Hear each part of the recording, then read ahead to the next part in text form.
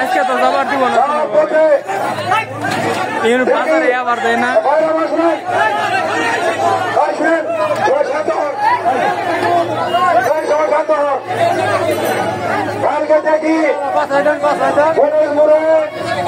একটা মিছিলের উপরে ছাত্রদের মিছিলের উপরে পুলিশ পিকআপ পুলিশ ভ্যান ছাত্রদের উপরে 60 থেকে 70 কিলোমিটার বেগে আইসা ছাত্রদের অনুমতি দিয়ে দিল।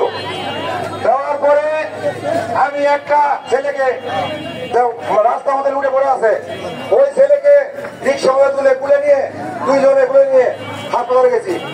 হাসপাতালে যাওয়ার পরে দেখি ওই ছেলেটা আমার কুলে মৃত্যু হয়েছে। ভাইয়ের আমার আমি কাঁদতে কাঁদতে আমি মানুষকে ডাকি আগে জনগণ দেশে জনগণ দেখলেন না কি হয়ে গেল আমার পায়ের আঙ্গুল ভেঙে নিয়েছি ভাইয়ের কালকে জামা। ওই মুহূর্তে দেখি একটা মেয়ে মাথার মগজ করে নিয়ে আসতে রিক্সাওয়ালা একটা অটোওয়ালা ভাই ওই মেয়েকে ভর্তি করলাম। আমরা কয়েক ছেলে মিলে কিছু মনে করে নাকি 10 থেকে 15 জন আহত। ওই মুহূর্তে মানে আমার চোখের সম্মুখে মারা গেল 3 জন। এই মৃত্যু থেকে আর সহ্য করা যায় না। কিসের ছাত্র, কিসের বিএনপি, কিসের যুবদল, কিসের মুসলিম এই দল, সবাই আমরা এই দল বুঝি না। আমরা সবাই জনগণ এই সবাই মিলে এই শেখ হাসিনা সরকারকে পতন করেছি ইনশাল্লাহ।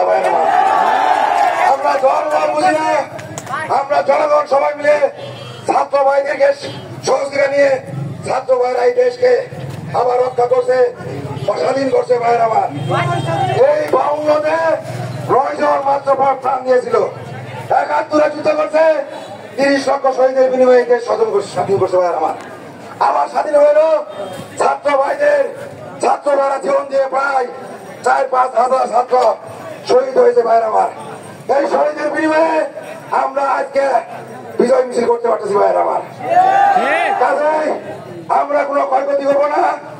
আমরা আরে আওয়ামী লীগের কুত্তা বাহিনী, ওই লেওলা বাহিনী, ওই বাহিনী এমনি পালাবে। ভাইয়ের আমার এমনি পালাবে, আমাদের পালাইতে হবে না। দেখবেন আজকে দেখলাম হেলমেট পরে আমি চিনতে পারিনি ভাইয়ের আমার আওয়ামী লীগের নেতা কর্মী হেলমেট পরে আমাদের এলাকার মধ্যে কুত্তার মতো পালা যাচ্ছে। ভাইয়ের আমার আমরা কি তার পাইছি? তার পাই নেই। কাজে ভাইয়ের আমার আমাদের ইনশাআল্লাহ আল্লাহ রহমত করছে, বিজয় এসে গেছে, বিজয় নিয়ে নিচ্ছি। আমরা বইগুলা না করে আমরা আগামী দিনে কিভাবে ইনশাআল্লাহ আগাবো, দেশকে উন্নয়ন করবো, জনগণের উন্নয়ন করবো, এইভাবে আমরা কাজ করবো ইনশাআল্লাহ। ভাইয়ের আমার এই বলে আমরা শেষ করছি।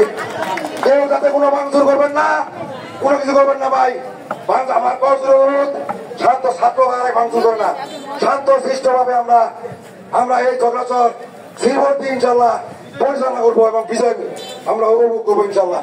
এই বলে আমার কথা শেষ করছি। আল্লাহ হাফেজ। বাংলাদেশ জিন্দাবাদ।